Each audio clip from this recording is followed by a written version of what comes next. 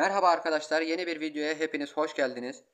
Bugünkü konum federasyonlar olacak arkadaşlar. Federasyonlar hakkında size kısa bilgiler vermeye çalışacağım.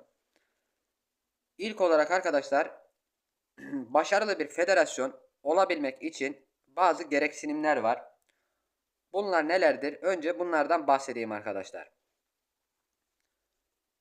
Birincisi arkadaşlar, ekip olarak bir uyum içinde olmanız gerekli. Bu çok önemli. Aynı zamanda ekibinizin güç dengesinin eşit olması lazım. Yani örnek verecek olursak arkadaşlar. Şimdi burada tanıdığımız, sizlerin de tanıdığı isimler var. Oktay Tunçbilek. Aynı zamanda onun da YouTube kanalı var bildiğiniz gibi. 147 gücünde arkadaşlar. Kadrosu bu şekilde. Daha sonra İhsan Demir arkadaşımız var. Bunu da tanıdığınızı umuyorum. Bu arkadaşımızın da YouTube kanalı var. Bu arkadaşımızın da kadrosu bu şekilde. Daha sonrasında Bilal kardeşim var. Bunun da kadrosu bu şekilde arkadaşlar. En son bize ekibimize katılan Eşref arkadaşımız var. Onun da kadrosu arkadaşlar bu şekilde. Diğer arkadaşımız da Hasan. Bu arkadaşımın da kadrosu bu şekilde arkadaşlar. Benim de kadrom arkadaşlar bu şekilde. Gördüğünüz gibi. Hemen hemen arkadaşlar hepimizin güçleri eşit durumda. Arada 5 puan 10 puan fark var. Çok aşırı bir fark yok. Bu önemli arkadaşlar. İkinci olarak arkadaşlar yedekteki oyuncularımız. Yedekteki oyuncularımız arkadaşlar mümkün olduğunca tek yıldız olmasında fayda var. Bu da önemli. Neden dolayı önemli arkadaşlar? Bunu biraz sonra anlatacağım sizlere. Daha sonrasında arkadaşlar eşleşmelerde arkadaşlar çok dikkat etmeniz lazım. Çok iyi analiz yaparak eşleşmeleri yapmanız lazım. Örnek verecek olursak arkadaşlar burada Polonyalı bir rakiple oynadık. 116'ya 20 yendik arkadaşlar. Görmüş olduğunuz gibi. Daha sonrasında bir uluslararası federasyonla oynadık. Bunlar da arkadaşlar 136'ya 4 yendik. Burada arkadaşlar dikkat etmeniz gereken eşleşmeler. Güç dengesi olarak eşit takımları güzel bir şekilde dağıtmanız gerekiyor arkadaşlar. Bunun dışında arkadaşlar diğer bir sebep arkadaşlar bonuslar. Bonuslarınızın mutlaka mümkün olduğunca federasyon maçlarında yüksek olması gerekiyor. Bunun nedeni arkadaşlar şu. Şöyle örnek vereyim kendimden. Mesela şu an benim hücum bonusum 16, kondisyon bonusum 14, savunma bonusum 16, topa sahip olma bonusum 16. Şayet benim savunma bonusum 10 olmuş olsa veyahut da hücum bonusum 10 olmuş olsa, diğer bonuslarım da 16, 18, 20 civarlarında olmuş olsa arkadaşlar bu durumda hücum bonusum benim 10 olduğu için ben gol atmakta arkadaşlar zorluk çekeceğim. Neden? Çünkü rakibin savunma bonusu örneğin 20'dir ve bu rakibe gol atmanız zorlaşacaktır arkadaşlar. Veyahut da tam tersi benim savunma bonusum 10, rakibimin savunma bonusu 20 veya 16. Bu durumda da arkadaşlar benim gol yeme olasılığım daha yüksek olacaktır. Bu nedenle bonuslarınızın arkadaşlar mümkün olduğunca eşit seviyede olması gerekiyor. Buna ekstra olarak federasyon maçı günleri de zaten çoğu arkadaşımız bilir. Federasyon arkadaşları arasında bonuslaşma denilen bir olay var. Buna da dikkat edin arkadaşlar. Muhakkak bonuslarınızı birbirinize verin. Daha sonrasında arkadaşlar,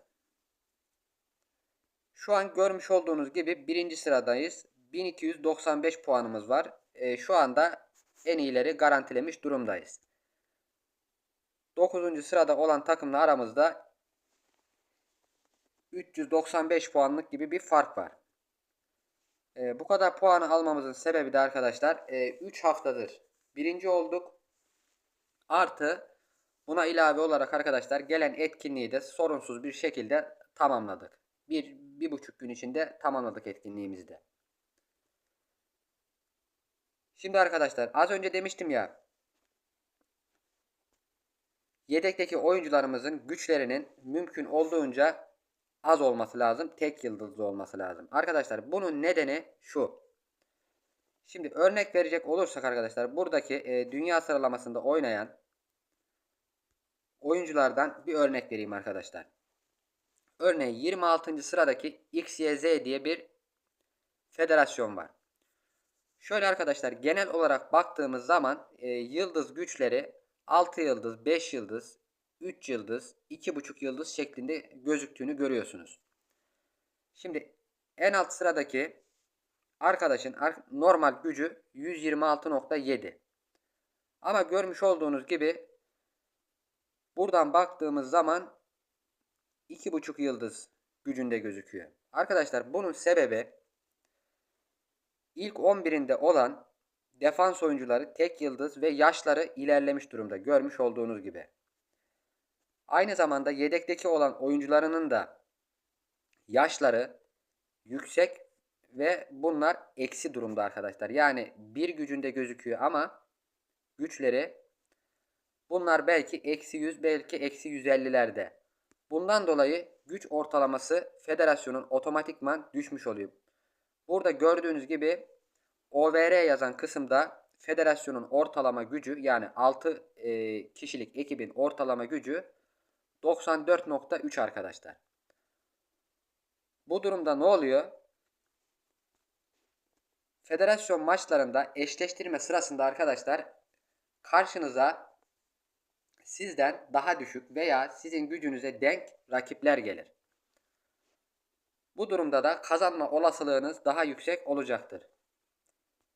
Mesela bizim uygulamış olduğumuz sistem şu anda bu. Şu an bizim gücümüz 139.7 gözüküyor ama arkadaşlar bizim sezona giriş gücümüz 80'di.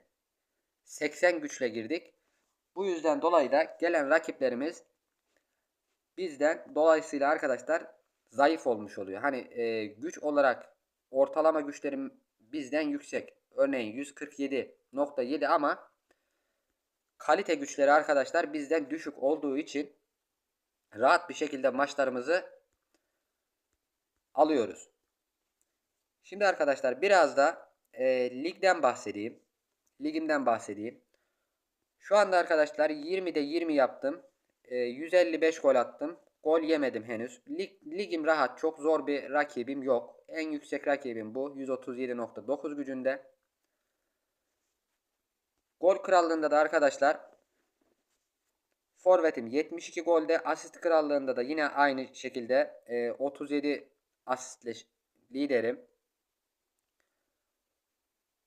Kupayı arkadaşlar aldım. 3-2 finalde kazandım. Rakibim de 147.8 gücündeydi. Daha sonrasında Elit Lig'e geldiğimde arkadaşlar, Elit Lig'im zor.